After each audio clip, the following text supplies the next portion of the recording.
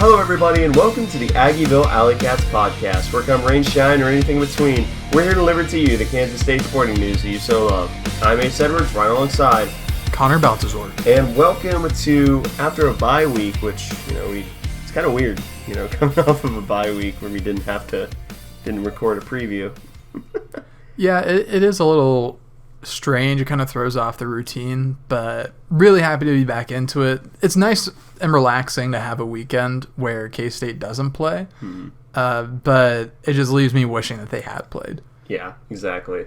But now we're talking about a game that will be under the Friday night lights against Oklahoma State, and we're just going to dive straight into it. Connor, you have the offensive stats from last year, I should say. Yeah, so last year overall at Oklahoma State, they went 7-6, 4-5 in conference.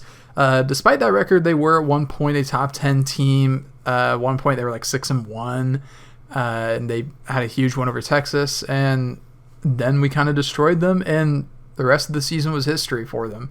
But otherwise, rushing yards, they didn't have a potent rushing attack last year. 1,633 rushing yards at just 3.3 yards per attempt and 20 rushing touchdowns. And then passing, they had 3,634 yards, just under 7 yards per attempt, completed 55.7% of their passes, then had 24 touchdowns to 18 picks. They had a third down percentage of 35.29, not fantastic. And then their red zone scoring percentage was 88.5, and their touchdown percentage was 57.7, so pretty bad there. They allowed 27 sacks, averaged 30.62 points per game, and had 398 total points on the year. Yeah, so I'm going to tell you right now, their offense is pretty much the same as it was last year, at least schematically, where they're going to want to do a lot of those passing games, a lot of RPO kind of stuff.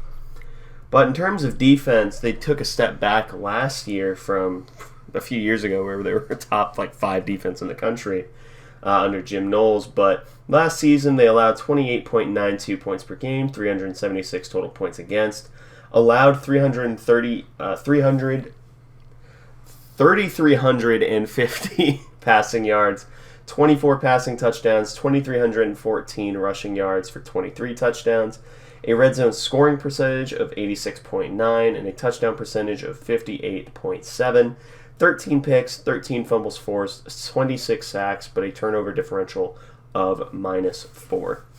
So, giving up a lot of yards, but at least being able, in a general sense, keep them out of the end zone whenever they got into the red zone. Some might call this the famous bend, don't break defense. But, Connor, who are they returning / adding from this year? And funnily enough, only 2 or 3 of these are relevant now. Yeah, so they returned Brennan Presley, who was their leading receiver. He's still been pretty solid this year, but definitely not up to his standards that he set in the past. Blaine Green was their second leading receiver. They have him returning. He's been kind of a non-factor so far. They added Dalton Cooper as a transfer tackle from Texas State, and he is not really playing, or at least he is playing, but he just hasn't been as big of a factor as you would think. Of course, the big add that everybody knows of is Alan Bowman, quarterback formerly of Texas Tech, most recently back up in Michigan. I'll leave it at that for now. And then Arlen Bruce, the fourth, who transferred in from Iowa but has not played because of his involvement with the sports betting scandal up in the state of Iowa. And then Colin Oliver, their defensive end / linebacker. Definitely their best defender, probably future NFL guy. He's still Colin Oliver, still doing Colin Oliver things, but there's only so much that one guy can do. Yeah. And then you get to their losses and the mass exodus from Oklahoma State that is this list. They're losing one of their defensive ends, who is a 4th rounder to the Jaguars, Tyler Lacey, losing probably their best defensive back from last year, Jason Taylor, is a 7th rounder to the Rams, losing their longtime starting quarterback, Spencer Sanders, who transferred to Ole Miss and then lost the job to Jackson Dart. John Paul Richardson, their receiver, transferred to TCU. Steven Johnson, another big part of their receiving game, transferred to Houston. Trace Ford, who was their best defensive end last year, transferred to Oklahoma. Ouch. Mason Cobb, their best linebacker outside of Colin Oliver, transferred to USC.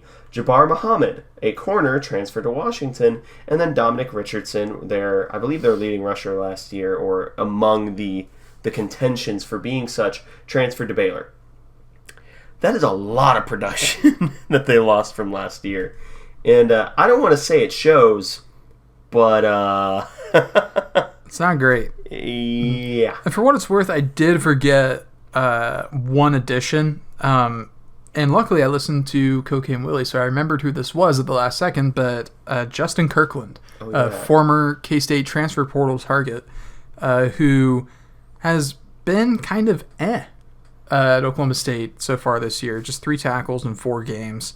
And he's generally been kind of fine for Oklahoma State. So I guess you'd throw him in the category notable ads. He hasn't been a net negative, it seems like. But that was just another name, mainly just because of the K-State connection. Yeah. But taking a look at the schedule, Oklahoma State right now is 2-2, and Connor, this is a very weird schedule to just look at and see how it's panned out so far. Yeah. There's a lot to be dismayed about if you're an Oklahoma State fan, although there was that brief glimmer of hope in week 2 where they went on the road and beat Arizona State. Although week 1, they win unconvincingly against Central Arkansas 27-13. Week 2, they beat Arizona State on the road, like I just said, 27-15. Ever since then, it's been pretty bad. The week following that road win, they come back to Boone Pickens and lose to South Alabama 33-7 at home. That's an all-timer right there, I think, for Mike Gundy. They've had some pretty soul-crushing home non-conference losses before. And then they went on the road to Iowa State, and they lost that game 34-27. So they scored 27 points 3 times this year, which doesn't really mean a whole lot. It's just kind of unlikely, I guess. A weird coincidence. Yeah, but they went on the road, did not play great for most of the game against Iowa State. At least in the parts that we watched, that he did not look very good. No. And I'll take the current stats to this year all the way up to their defensive third downs. Like as we said, they're a 2-2 team, 0-1 in conference, only have 487 rushing yards, 4.2 per attempt, 887 passing yards, 5.4 per attempt. 5 passing touchdowns to 4 picks, 5 rushing touchdowns, and a offensive third down percentage of 36.51, which is just kind of okay. But you have the second half here. Yeah. Defensively, their third down conversion percentage allowed is just a hair under 40%, so not awful. Then their yards per play on defense, they're giving up 5.4 per play. It's 57th in the nation, so fairly average. 22 points per game is what they're giving up, 88 total. Flip that. That's what they're getting. Pardon me. 22 points per game for the offense, 88 total points for them. They're giving up 23.75 points per game. Their turnover differential is -3 right now. They've gotten 10 sacks. Yeah, that's gotten. And then in the red zone, on defense, they've allowed scores 6 out of 7 times and touchdowns 5 out of 7 times. But then on the flip side, on offense, they're scoring 11 out of 11 times when they've made it into the red zone. And 9 out of 11 of those have been touchdowns. So if they can actually move the ball, they can actually be effective as an offense. That's the question. The issue is getting to the red zone. Yeah, which we'll go over that in the scouting report. But before then, here's a quick word from today's sponsor. And we are back on the Aggieville Alleycats, giving you the scouting report going up against the Oklahoma State Cowboys down in Stillwater, which is always a scary place. But I'll start you off just by talking about broad strokes about what you're going to see on this offense. It's still a Mike Gundy offense, and if you have been watching Oklahoma State since like 2012, you have seen this exact same offense for several years at this point. It's pistol spread with some decently wide splits. It's kind of similar to what Clemson ran for a long time with Deshaun Watson and Trevor Lawrence. But a lot of zone running, a lot of RPOs. It's still the same offense. The run-pass split is 41 to 59 in favor of the pass. But despite this number, and very interestingly despite this number, it is abundantly clear that of the 3 quarterbacks that Mike Gundy has deployed this year, he trusts exactly 0 of them, which is sort of remarkable when you think about it. But he still employs the same mesh and go-outs concepts we've seen plenty of times this year, implements a few curl flats concepts as well, and because it's a pistol offense in the year of our Lord 2023, you know it has the Shanahan boot play. And if you don't know what the Shanahan boot play is, yes you do. If you've watched football, you know what the Shanahan boot play is. But other than that, play action 51.3% of the time, screens 12.1% of the time, a lot of zone running, a lot of motion. Yeah, it's a Gundy offense, but Connor, I know you've just been itching to talk about their quarterback in a quarterback transfer, Alan Bowman. So the floor is yours, my friend. Well, thanks, I guess. Alan Bowman, he's the guy. I remember back in last winter when it was thought for a while they were going to have Brennan Armstrong, who I'm not sure how much of an upgrade that would have been, but it probably would have been at least over Alan Bowman. K-State fans are familiar with Alan Bowman. We've seen him before. If you can recall, I think we saw him in 2020, I think, as well as 19. Don't think we saw him in 18, but we've seen some Alan Bowman before. He spent the last 2 years at Michigan, didn't really play a whole lot. He was just a backup. And then he's returned to the Big 12 now. He's at Oklahoma State.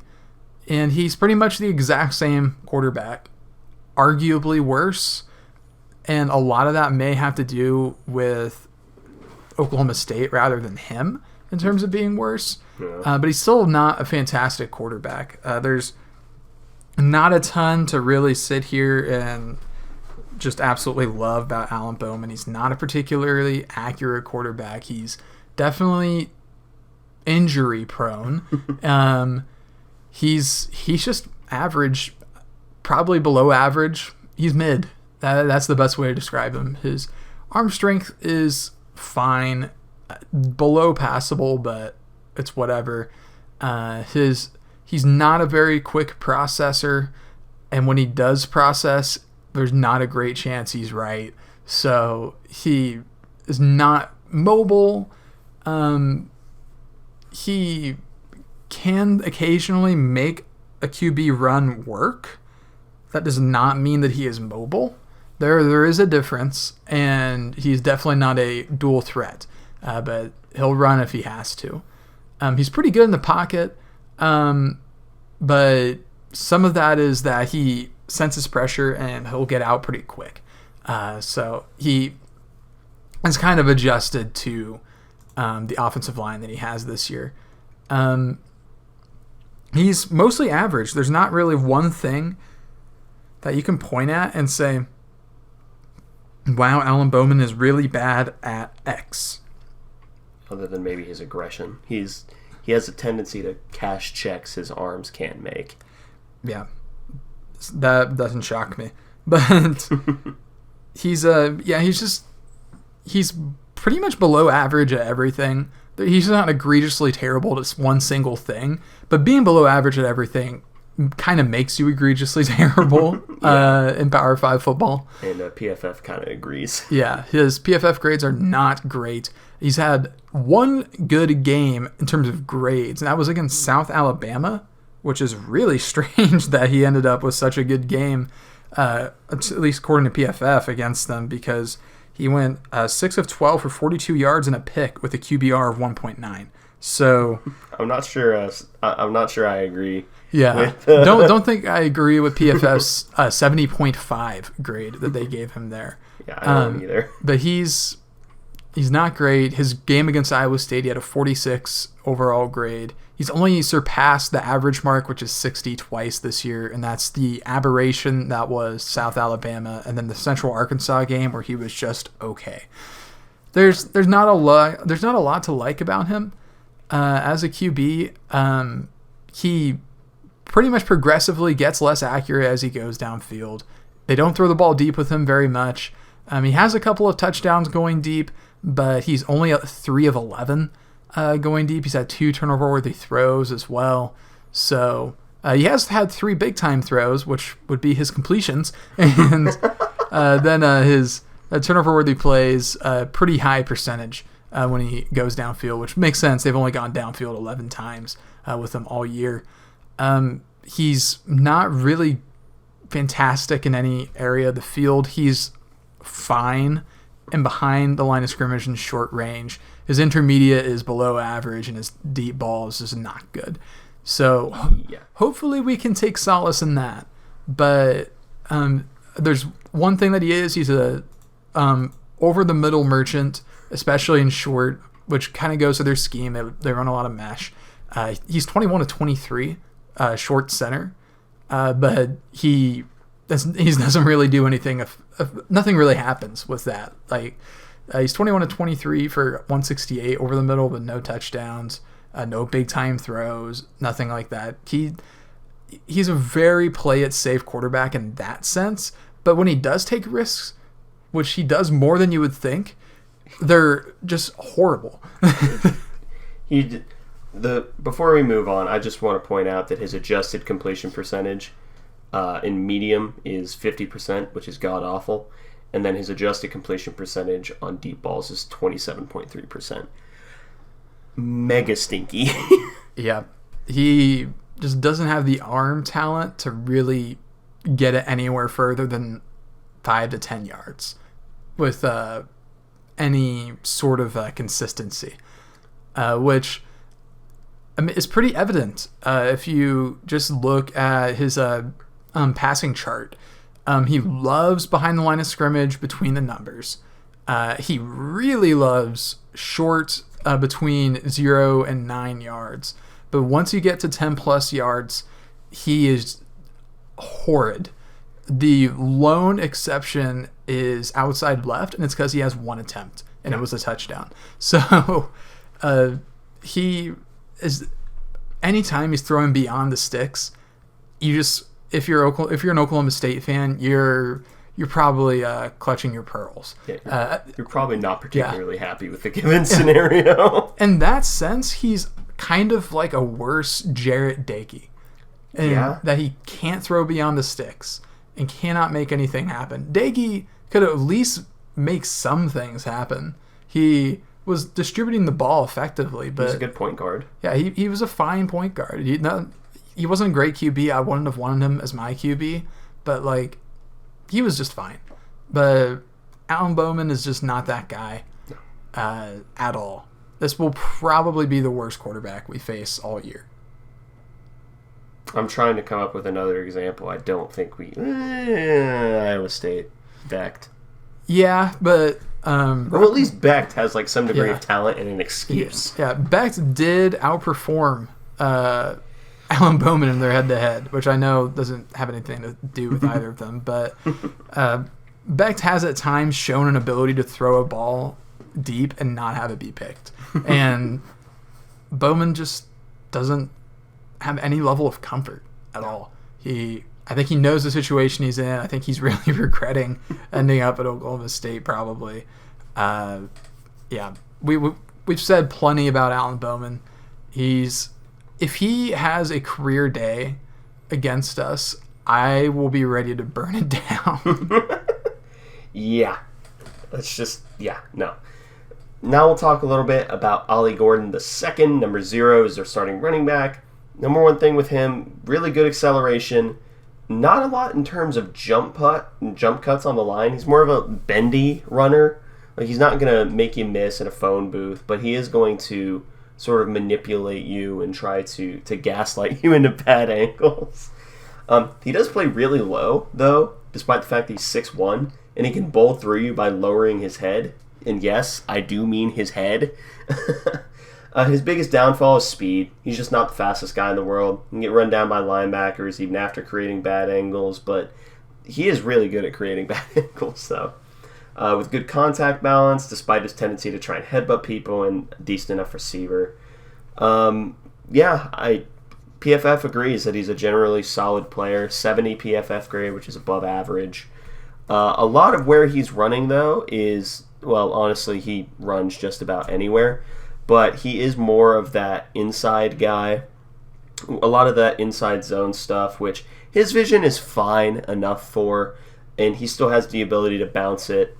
He's not an amazing back, but he's definitely one that you have to keep an eye out for because he's far from the worst back that we will or have seen this year. Ollie Gordon's actually, I think, quite good. I think he's quite underrated, especially under PFF.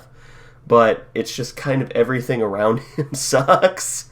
So he just isn't going to get that credit. But, you know, he's averaging a few, I think it was 6.2?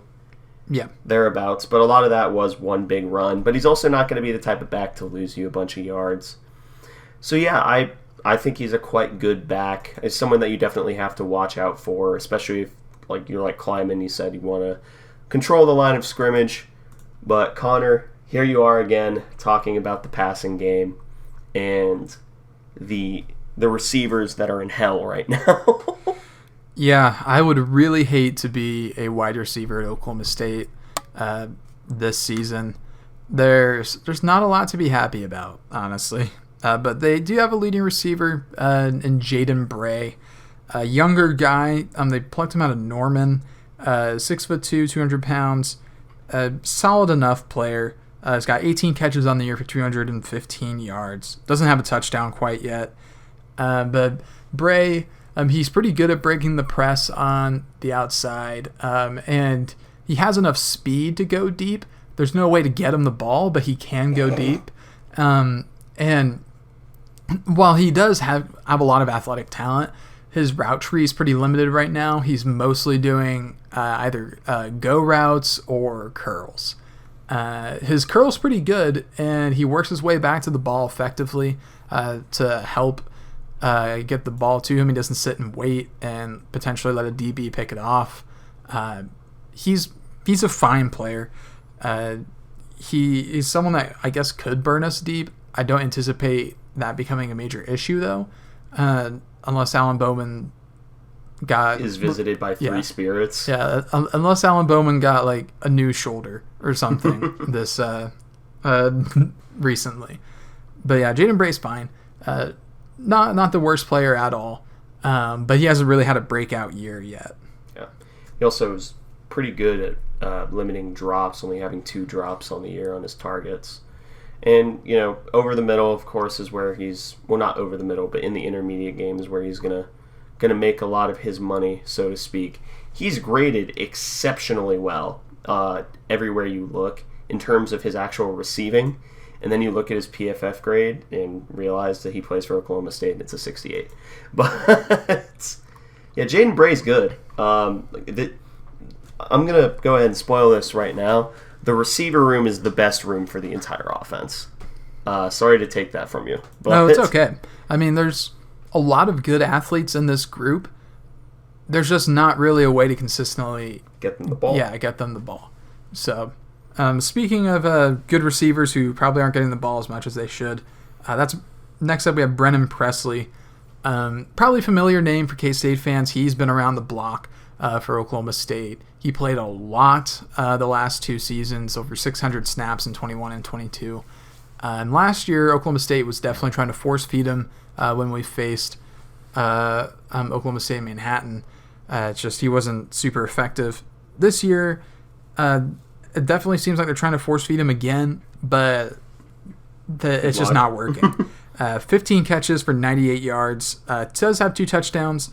Does have 1 rush for 5 yards. He's averaging 6.5 yards per catch. So, to me, what that says is that he's getting a lot of short stuff, and they're trying to get blockers out in front of him so he can take an easy pitch and catch from Alan Bowman and go run all over the field because Brennan Presley is super athletic, is really good at making people miss, and should be a great offensive weapon. But the issue is that not only are they struggling to get the ball to him from the quarterback, they're struggling to really block for him in those situations. So there's not a lot is working well right now for Brennan Presley. Yeah, a lot of his skill set actually is kind of surprising in that he's, not to steal the thunder, but he's a weirdly good contested catch receiver at his size, which he's only 5'8", but like he should not have the skill set that he does, and he also should not be getting screwed over as bad as he is in this offense. Yeah, he deserves better than what he's getting right now at Oklahoma State. But yeah, he's a good all-around option. He's got a good route tree, and he's not limited to the inside or the outside whatsoever. Which, again, if you look at his target chart, he's had exactly 2 targets beyond 10 yards this year. 9 of his 15 perchance? 15 receptions, or targets, that is. 8 of his receptions have been between the numbers inside of 10 yards. Most of the attempts in his direction have been in between the numbers. And that they're not getting him the ball outside the numbers. They're trying to get him the middle of the field so he can try and work. It's not working. I hope they continue to do this because clearly it is not working. The only area of the field where he has an above average BFF grade as a receiver is in the short center, which he's got a pretty good grade there. He's got a 77, but it's just not enough. They're not giving him enough diverse options. I mean, if you look at his target chart, 9 targets short center, 4 short left. Every single other area of the field is either 1 or 0. So Brennan Presley does not have a Brennan Presley problem. He has an Alan Bowman problem. Yeah, and he also has no drops on the year, by the way. Yeah, he's super reliable. He's really, really good. But it doesn't matter. Yeah, here's a fun little stat for you. His reception percentage on throws short left is 25%. He has not dropped a pass. Oh, that should tell you everything you need to know. But now we're going to move on to the final one, who is a Washington State transfer. Yeah, he is. Dejon Stribling, another kind of bigger receiver. Oklahoma State, I feel like historically has always had like a pretty similar receiver core in terms of size over the years, where they have like 2 larger guys and they have this smaller, annoying person like Brennan Presley. But Dejon Stribling, coming off of 2 solid enough years at Washington State, and he's been pretty good for Oklahoma State this year as well. He's got just under 200 yards on the year, 14 catches. He's got a touchdown as well. All around, he's been a fairly solid option for them. He did not play for them against South Alabama. I do not know why. He may have been injured. But every game he's played, he's had more than 60 yards, or at least 60 yards receiving. So he's a solid enough player. Or I guess I shouldn't say he didn't play in South Alabama, but he only had 5 snaps. So imagine he may have gotten injured early. But his receiving grades are pretty fantastic.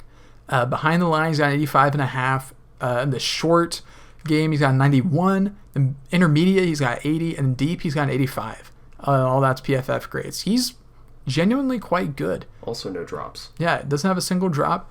He's a good receiver. I don't know why he went to Oklahoma State if he wanted to be a good receiver, but which again, I don't hate Oklahoma State, but I quite like them actually. Yeah, I like him a lot. But I'm sad. Alan Bowman is not the guy. Which I always forget. They do have Zane Flores, former K-State quarterback, target, who I actually liked a lot. Yeah. They might be better off just like trying either that or just throwing the season, but just throw Gunner in. But Stribling's a pretty good player. He's got a good tracking ability on the ball. But again, he is a larger guy, so his speed isn't incredible. He's not like one of the 4 and 5 star guys that are going to be like 6'4", 200 and run like a 4.4. Because if he was, he would be on Ohio State or Alabama. Those guys get sniped pretty quickly because they're unicorns. He is generally going to be overthrown. Go figure. It truly isn't shocking. Not. And his separation ability, despite his speed, is pretty good. He's just not getting the ball when he gets vertical. So this is someone that we will have to actually keep an eye on. If Alan Bowman has a lucky night and finally is able to connect and kind of regress to the mean a little bit, then this is someone that could burn us over the top. I think we're going to need Will Lee to really lock him down. I think that he probably matches up with him the best in terms of size. But Stripling, genuinely good player, just not getting as many opportunities as he should. And he's mostly, again, being utilized in the short center because mesh forever. Yeah, mesh forever. And then I'll let you cover the tight end fullback. It's an H-back. Yeah, they have their Josiah Johnson as their H-back, number 16. He's 6'5", 235. He's a battering ram on running plays. He's disciplined, though, so he's not going to whiff often, which I know K-State fans have been kind of disappointed with tight end blocking this year. He's also a transfer from UMass. Yeah, he's a pretty good tight end. Yeah, and he is a transfer from UMass, which is kind of strange. But because now he's in his 6th year, so he's in his COVID season after redshirting as well. Played 5 years at UMass, probably won 5 games. And that's generous. And he is now at Oklahoma State. He's fine. He's solid. He has 5 catches for 35 yards so far this year. He is someone that we can't not account for in the passing game, but he's definitely not a threat, if that makes sense. Like, if we leave him wide open, he will make a catch, and it will cost us. So we have to keep tabs on him. He's just not going to be the main guy. Yeah, no, he's not. Now I get to talk about my favorite, the offensive line. Starting with the Texas State transfer, Dalton Cooper, number 71. I don't know which side he'll be playing this next game. Great start to the analysis. Played the first 3 games at right tackle, then he shifted to left tackle for the Iowa State game. He didn't play very well at left tackle. He just doesn't deal with power well and can get blown back to break seal on a run. But despite this, his best trait is his agility and his ability to seal on running plays. He's also recorded at least 1 penalty in every game except for 1, which was the Iowa State game. But he just doesn't have the traditional skill set of a left tackle. He doesn't have that anchor blindside tackle, persona that you really like. But he's still not a bad player. He has a 66.9 PFF grade, 58.3 run pass block, 72.3 in the run block game. So he's a big dude who is 6'7", 311, which sounds like a lot because it is, but it's also like kind of, I'm not going to say wiry, but it's a little slight for the 6'7" frame. But he's a fine tackle who, in a perfect world, wouldn't be playing left tackle. He'd be playing right tackle. We'll talk about that in a minute. But then we have Jason Brooks Jr. He is a former transfer from Vanderbilt. We saw him last year as a 55.7 offensive grade, 61.7 pass block, and then a 55.6 run blocking grade. His biggest problem is he just tries to move himself too quickly. And he's trying to leave assignments early, and he's trying to move way faster than his body will simply allow him to. Because of this, he has a tendency to trip. And yes, it happens about once or twice a game, and it's always funny. He also doesn't get square to linebackers because he's trying to predict rather than react, and either that or he's reacting really slowly, which I doubt given how quickly he's trying to play himself. And despite him only having 2 penalties on the year, he's the grabby one. Every line has 1, and we're just going to start pointing them out every time we see them now. Jason Brooks is the grabby one. He will try to work in a few bear hugs whenever he thinks he can get away with it or he thinks he's getting beat, but that's most guards. But Jason Brooks is definitely the grabby one. And then I'll get the center, and then Connor, you can move on to the right side of the line. The center is Joe Michalski, who's been there for a few years, 65 PFF grades, 77.1 pass block, 58 the run blocking game. His biggest thing is he's inconsistent, both in most aspects of his game, especially with his snaps. Weirdly enough, he has like 3 or 4 snaps a game where the ball placement is just off. Typically, it's high, so it wouldn't surprise me if he ends up, just getting unlucky and finally launching one. Because I believe the majority of them have been caught this year, but I'm waiting for the one that doesn't. But he's just kind of inconsistent in all aspects of his game. I don't necessarily agree with 77 being his pass block grade. I don't think he necessarily has the greatest strength. I still think he's kind of getting deposited in laps a few more times than you'd think.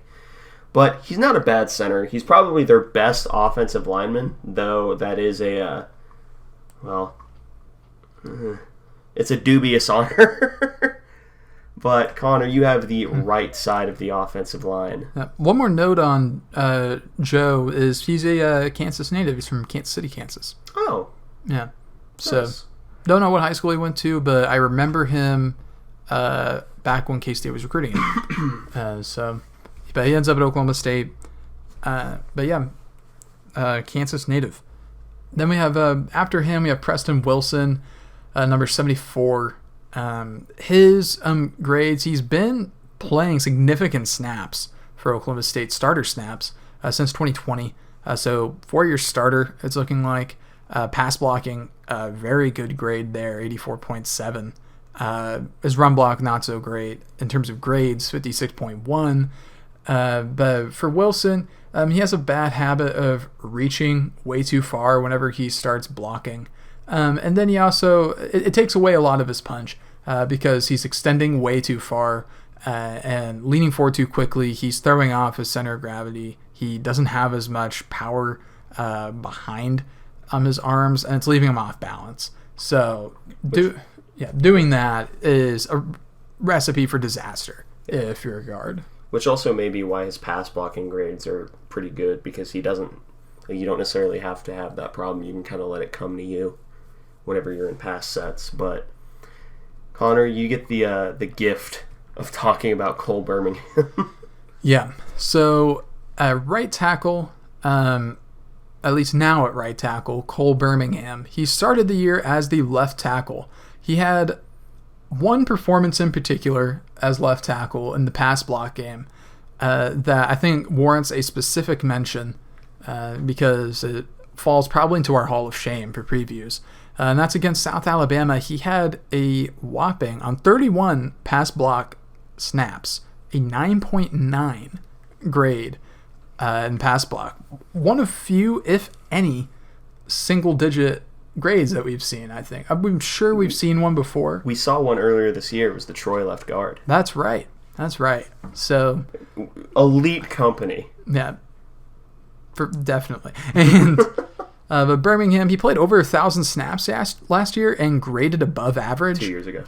2 years ago, excuse me. He did not play last year. Didn't catch that. So this year he's taken a significant step back, grading well below average, especially in the pass block. His pass block on the season is a 41.1, pretty terrible, honestly. But as a tackle, he has a very wide base and pass protection, which is bad. And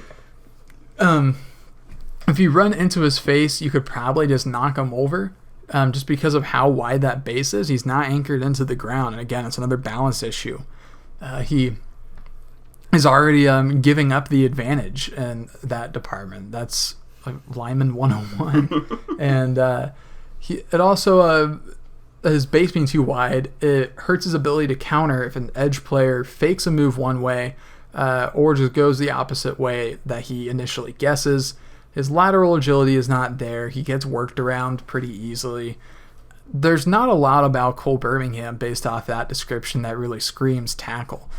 And he's not doing really impressive things at all for Oklahoma State. And an offensive line that this year has been struggling already as a unit.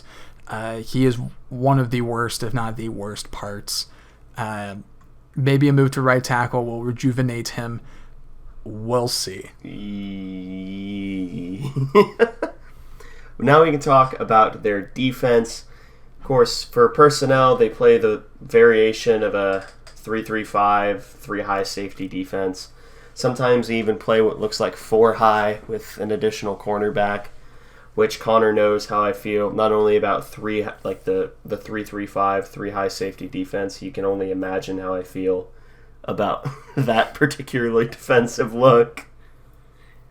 It's nasty. I don't like it. It's gross. It's stinky. It's icky, and I don't like it. They do play a more balanced front than we're used to playing. They have a nose tackle and typically 2-5 techniques. Even we've sort of shifted away with walk-ups and tight fronts, but it's just showing that Gundy's a little bit stubborn because he does occasionally walk up. It's Colin Oliver. If he's going to walk someone up, he's going to walk up Colin Oliver because he used to be a defensive end. But they just don't have that much variation to their fronts. You either have the 3-man surface or 3-man surface plus Colin Oliver lined up at the edge.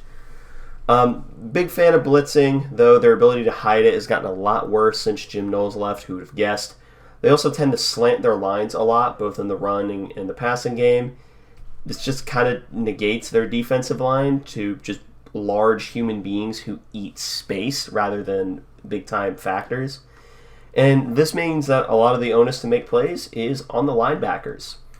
And in terms of coverages, they prefer to sit down, play man coverage if they can afford to, especially if they're blitzing. But outside of that, it's a lot of quarters. Again, I've made my opinions well known on this.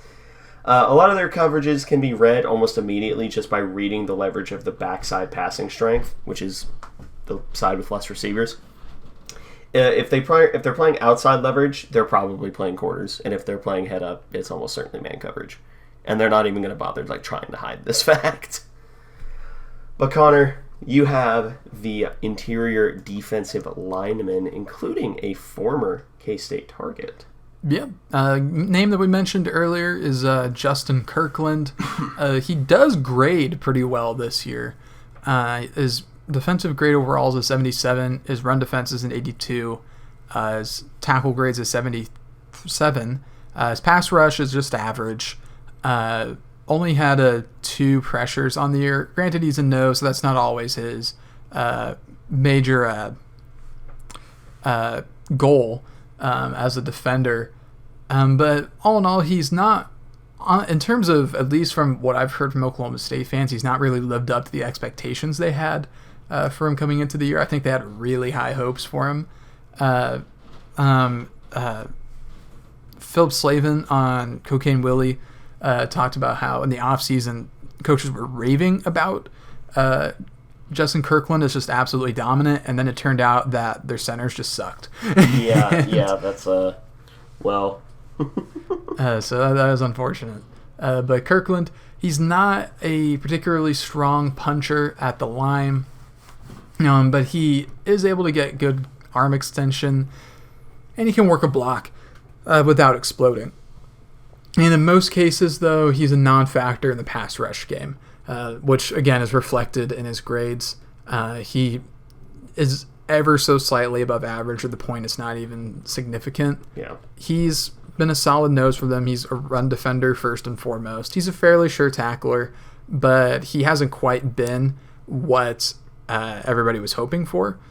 This could potentially be good for us, since Aiden Gillum has really struggled with explosive nose tackles. That's just not Justin Kirkland's game for the most part. He does have a significant size advantage over Aiden Gillum. I think almost 50 pounds, maybe more. But that will likely be more of an issue in the run game than in the pass game.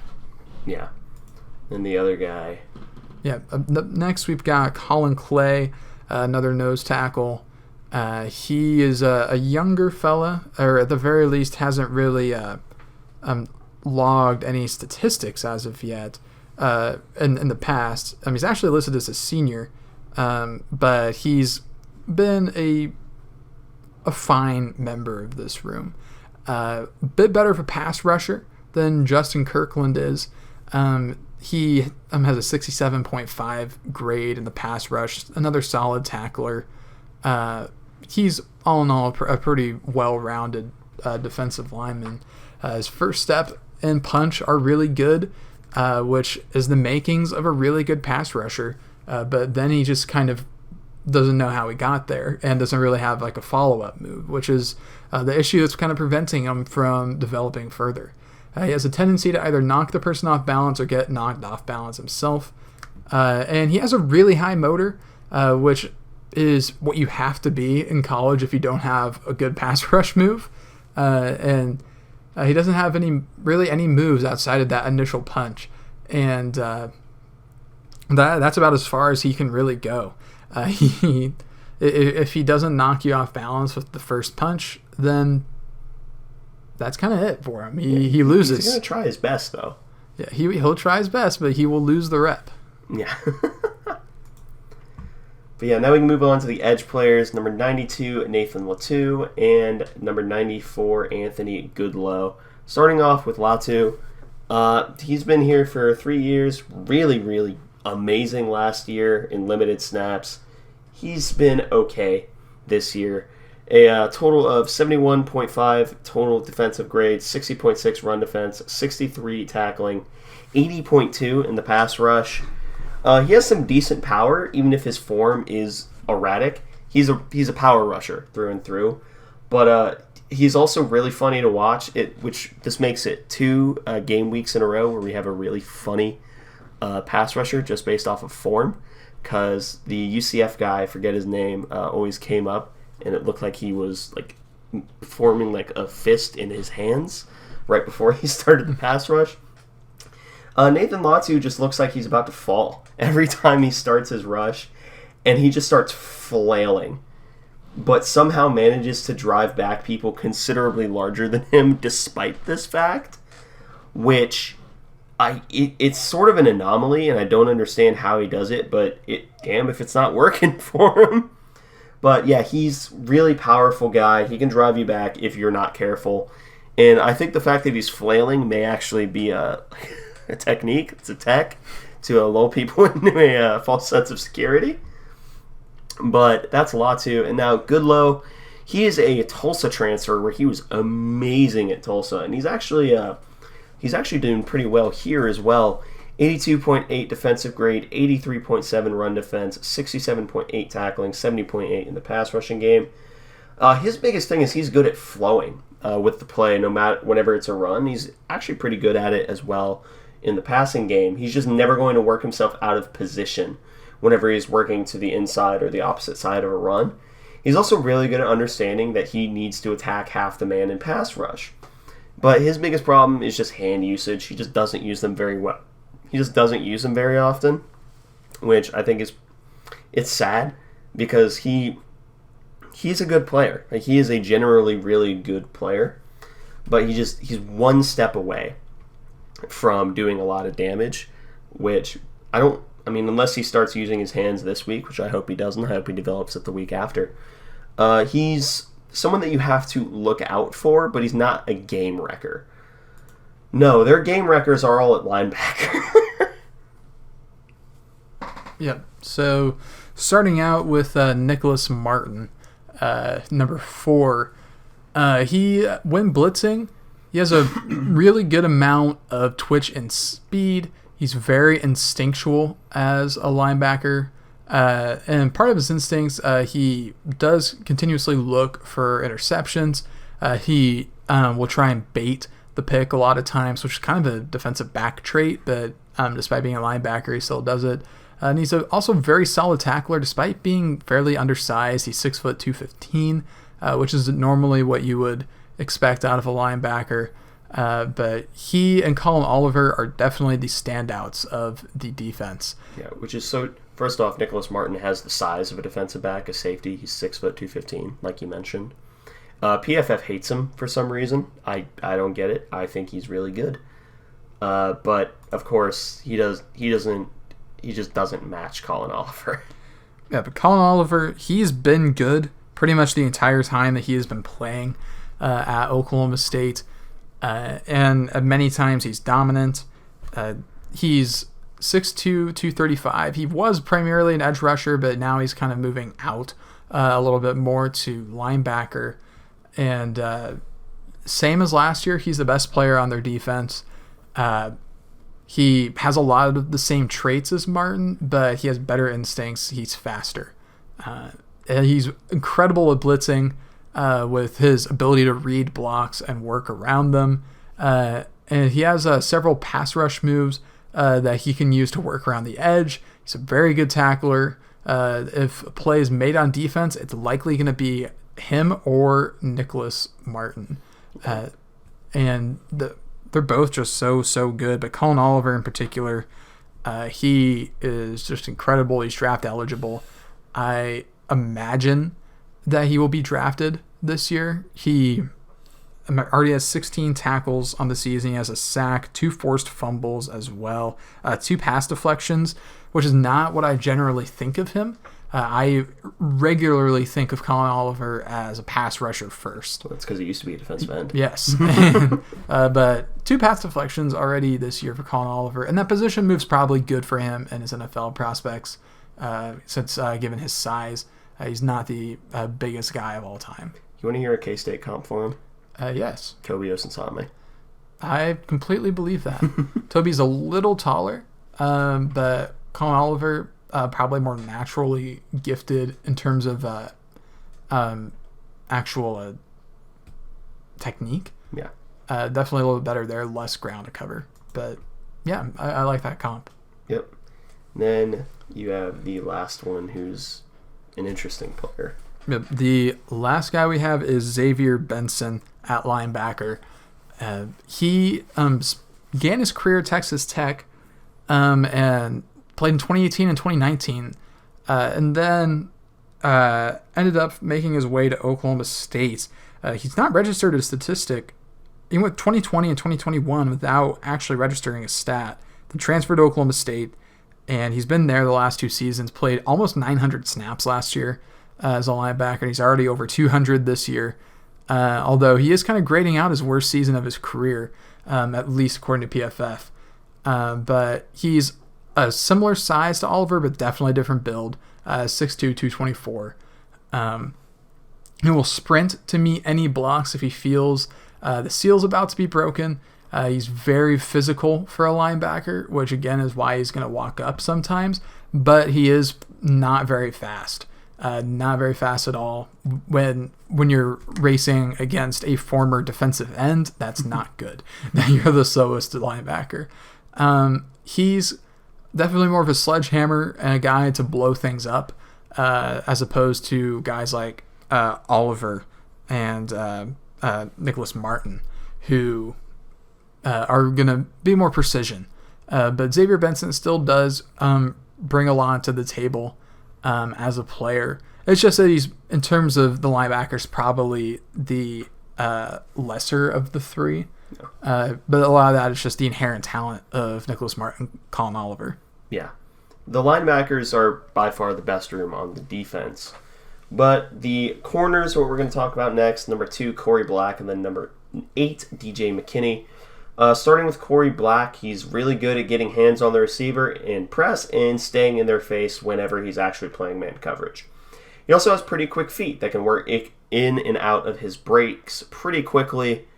But outside of that, he's a plus athlete who's good in press. It's just a situation where he just seemingly hasn't put it all together yet. He's been playing 4 years, which, no, I say playing. He's been starting in 2. But this year he only has a 67.1 PFF grade and a 72.2 coverage grade. So whenever he's asked to be in coverage, he's above average. There's just something that isn't quite clicking yet for him. Or maybe it's not clicking for me when I watch him play. Because he has the tools, he just seemingly hasn't put them all together to be like a true number 1 shutdown corner. His running mate on the opposite side of the field is DJ McKinney, at least in terms of pure snaps played. He does get hands-on, but he almost has to load his entire body to do so. And because of this, he doesn't have the quickest hands in the world. And if you can find it, I promise you, it's worth finding. If you can find a clip of the Iowa State game and go to about 13 minutes left in the second quarter, he misses a jam and then falls directly on his face. because he takes a second to load up. And before you ask, yes, it did result in a touchdown to his man. But he's been grading out okay on PFF, 72.7 defensive grade, 76.1 in coverage. I don't agree. I think he is an okay corner. I don't think that this is a situation like last year where technically against TCU, where Travius Hodges-Tomlinson was technically the first corner, but Josh Newton was the better one. I definitely think that Corey Black is the better of the two, and I just think McKinney is too slow in press and just in all, just sort of okay corner. He doesn't have the same tools that Black does, though. And Connor, I hate to give you the room with a controversy, but here's the safety room. Yeah. So 3 guys listed here: Kendall Daniels, Lyric Rawls, and Trey Rucker. So generally speaking, the safeties are really, really, really bad at communicating. They do not know what the other one is doing on the other side of the field. So if there's ever slight miscommunication, there's a very good chance that there will be a coverage bust. And it generally is going to result in broken coverage vertically. So they give up a lot of explosive touchdowns this way. So we'll start with Kendall Daniels, number 5. He's the leading tackler on this team right now. He's got 31. He has a sack. No pass breakups yet on the year. Formerly a very highly regarded recruit back in the class of 2021. One of the highest rated recruits in Oklahoma State history. He was a top 50 recruit on 24/7. Although he's not been fantastic in his time at Oklahoma State. He's 6'4", 213, so he's got really great size for a safety. But he isn't always living up to the hype. When he's asked to play center field, he will play pretty shallow. He also tends to flip his hips way too late, which puts himself at a major disadvantage. When he's playing in the box, he's not much better. He reads the play like a linebacker, as opposed to a safety, which is... Given his size, makes sense. Yeah, he's pretty much linebacker size, but that's not what he should be doing because he just ends up getting drawn into the play. He's more susceptible to play action than if he's going to be reading like a linebacker, and he needs to read it like a safety. That's not his job. Whenever he is in position, he can make good plays. It just depends on if he's going to find himself in position or not. Yeah, and that's like a 60-40 proposition. Yep. Then after that, we have Lyric Rawls. Rawls, he is probably the most mistake-prone safety in this room. He generally just doesn't know what any other defensive back is doing. And he will almost certainly blow up at least 1 or 2 coverage schemes per game. Just really, really, really not great. He's been listed a few different safety spots this year, playing both strong and free. Missed the Iowa State game. Yep. And did not play the Iowa State game, which maybe is addition by subtraction. But yeah, he's got 10 solo tackles so far this year. He's got an interception as well. He's got 20 total tackles. So he's been active on that front at least, but coverage-wise, leaving a lot to be desired. And then that takes us to the final safety and final player as well. That's Trey Rucker. He's another senior, 6', 207. Started his career at Wake Forest and then came to Oklahoma State. Had some good moments. Had a few good seasons. This year, though, at least according to PFF, he is having the worst of his career. 40.8 overall defensive grade, a 37.2 coverage grade, 46 tackle grade, 54 run defense grade. So all of his significant grades are below average to very below average. So he's in a rough spot already on the field. But then off the field, he's in maybe even a worse spot. He's been arrested, I think, twice now. For DUI. Yeah, for DUI. So he's got a lot going on that front. If he is playing, he's a very good communicator in a secondary that's not very good at communicating. But he's not going to fix any of the issues. I mean, if he's the only person that can communicate, then nobody can communicate. And he is not, obviously, he's just not a good coverage guy. That's just not going to be what he's good at. He's had some good seasons tackling and playing run defense before. This hasn't been that year so far. But he isn't super athletic. He's physically limited. He makes mistakes. Granted, some of that is because he plays with two safeties who are anti-communicators, and he actively giving each other the silent. Yeah, so he's in a tough spot as it is. But regardless, you got to kind of feel for the guy being thrust into such a tough spot as a safety. I can't feel so bad for him off the field, I guess. You make bad choices. But it's to put it lightly, it's shaky in the defensive backfield. It may be worse than last year. Yeah, it's already not good. And last year they were missing several players due to injury. This is kind of like their front line of guys still this bad. year. But now we can get into the stories to talk about this game. First and foremost, how angry is Oklahoma State after last year's game? Because I would imagine the answer is very. I would imagine that they are pretty angry. I don't know how much that'll matter in this game, but if they care still about this season, they should be angry. Yeah. You got the next story. Yeah. Can K-State avoid the loss here? Because this could be considered a trap game. I would consider it a trap game because I don't think Oklahoma State is particularly good this year. And this isn't a case like 2 years ago where I didn't know if they were good or not when they ended up in the Big 12 championship. I verifiably can tell you that this is not a good football team. And there will be major alarm bells if this game is even close to me. Yeah. I get it's in Stillwater, but this is probably the worst Oklahoma State team that we have faced in decades. Yeah, I don't think it's close. Yeah. The only one that would even come remotely close is that 2018 Oklahoma State team with Taylor Cornelius. Because I don't know how we beat them in Bill's final year. And we not only beat them, but we won by like 25. And I think we sandwiched that with awful losses, but this is definitely one of the worst Oklahoma State teams we've seen in a while, at least on paper, which is exactly why you're right. We cannot allow this to be a loss or even a close game. Really, we have no business really handing this game to them. I'd be very concerned if we lose this game or nearly lose it. Yeah. And next question: given the fact that the defensive back room is lacking, can Will finally go a game without his vitamin interception? I'll say sure. I'll be nice to Will here. Fifth time is the charm, I guess. He's had a bye week to get healthy as well. This should, in theory, be the healthiest game that we play all season.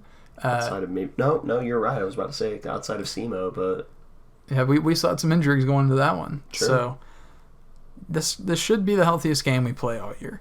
So hopefully this means that we'll finally make it through a game unscathed. But we'll just have to wait and see. Yep. So next, is Jake Clifton back at full speed and starting? Well, listening to Kleiman's press conference makes it sound like he's not starting, despite the fact that I would like him to. But it sounds like he's going to be first off the bench for every single linebacker position, which makes me think that he's back to at least like 95% speed, which is critical given that Asa Newsom is now out for the year. Yeah, losing Asa for the year is super, super tough. Yep. Next question. Does DJ capitalize on his monster performance the last time he was out? I think he will as much as he can, but Trayshawn Ward is going to be back, and we are going to be seeing a lot of Trayshawn Ward, I imagine. I imagine we start to see a larger share of carries go to DJ Giddens as he's the hot hand. Mm-hmm. But he's still going to have to give some of those carries to Trayshawn Ward, who's still a really, really talented running back. So I think we'll see them capitalize in terms of maybe efficiency, but it remains to be seen in terms of raw numbers. Yeah. And then second to last, we have can Colin Klein scheme up plays against a secondary that has already had a lot of communication issues this year and will likely be down their most experienced leader. Well, apparently, according to Gundy, Rucker might be playing, which, okay, but you would think so, given that he did the exact same thing with a better secondary last year. You would, I think you're right. I think that's a good way to look at it. You would think so. There's no reason that he shouldn't be able to. Will he actually? That remains to be seen. But he should be able to handle the secondary with ease. Yep. Finally, will the defensive backs stay in phase with a talented receiving group, even if Bowman is generously inconsistent at hitting those throws? Yeah. That's a toughie, isn't it? I'm going to say that this defensive back room is out to prove something right now. This is their perfect opportunity to change the narrative on their season because they have been giving up a lot of explosive plays. So if they can prevent that, even though they're not a great explosive team, if they can just make it out of a game without giving up an explosive touchdown, then that will feel good, no matter who the opponent is. True. So if they should be particularly motivated this game to make it out unscathed. So I think that they can do it. We'll just have to see. And it also may not be noticeable if they do get beat, because if Bowman's missing the throws, we're not going to remember it as well. Yeah, exactly. Now in terms of offensive and defensive MVPs, my MVP pick for offense is Will Howard and defense is Khalid Duke. Yeah, offense I'm going with Will Howard as well. I wanted to say DJ, but with Trayshawn back, it's going to be tough to ever pick one of those guys, I think, unless one of them really matches up particularly well with the particular team. And then on the defensive side of the ball, I think I'm going to go ahead and go with Austin Moore. I'm hoping that he'll continue to play at a really high level, given that he's now the de facto leader in that room. And he hopefully can maybe even get to the backfield a couple of times with the offensive line for Oklahoma State struggling. Yep. Now it's score projection time. I know that Oklahoma State just put up 27 against Iowa State. I watched that game. A lot of those plays were really fluky. I think the Cats roll. They should absolutely just donkey roll this team. I have it 45-13 Cats. I have it 45-17 Cats. There's no reason that we shouldn't be able to go down the Stillwater and finally have a truly convincing win. Because the one time we've done it this century, in 2017, we nearly let them come back in the third and fourth quarter despite being up like 45-17.